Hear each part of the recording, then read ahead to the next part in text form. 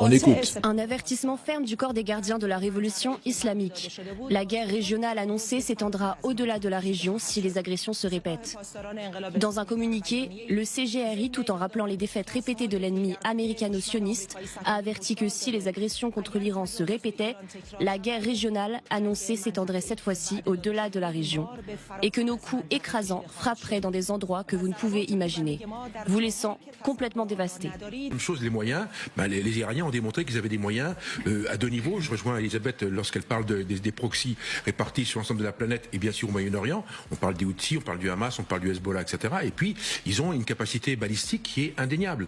On peut pas la nier. Donc en fait, cette balistique, elle les amène, le schéma que vous avez montré est parfait. On voit très bien que l'Europe est menacée. En tout cas, l'Europe jusqu'à la Grèce, etc., l'Albanie, tout ça, c'est concerné par un tir. Donc encore une fois, il y a une menace réelle.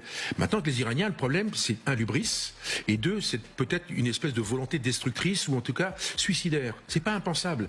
Il y a une espèce un truc fort chabrol quelque part en Iran que je sens remonter très fortement et qui fait qu'en fait, au bout d'un moment, on finit par faire n'importe quoi.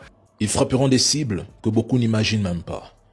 Et depuis le début de cette guerre, contrairement à Donald Trump, les Iraniens disent ce qu'ils font et font ce qu'ils disent.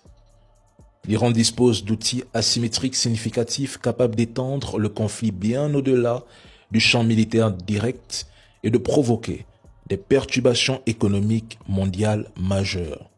Pour moi, le blocage du détroit d'Ormuz reste un levier classique. Mais au-delà de cette zone, plusieurs infrastructures critiques sont vulnérables. C'est ça le point. Des câbles sous-marins de fibres optiques traversent notamment le détroit d'Ormuz et la zone de Bab el-Mandeb, assurant une part essentielle du trafic Internet mondial, des flux financiers, du cloud et des systèmes liés aux technologies de pointe entre l'Europe, l'Asie et le Golfe. Leur perturbation, même partielle, pourrait entraîner des effets en chaîne sur l'économie numérique mondiale. Il faut y penser. Il pourrait également cibler indirectement les intérêts américains de l'entité dans d'autres régions, y compris en Afrique, en s'appuyant sur leur proxy ou des opérations non conventionnelles. Ça aussi, il faut y penser. L'impact économique mondial serait potentiellement massif.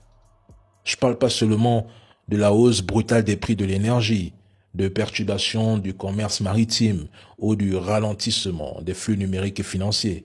Non, je dis qu'une telle configuration ne relèverait plus d'une simple crise régionale, mais d'un choc systémique aux répercussions mondiales. À un moment donné, il faut l'avouer, ils ont sous-estimé l'Iran et aujourd'hui ça paye cash.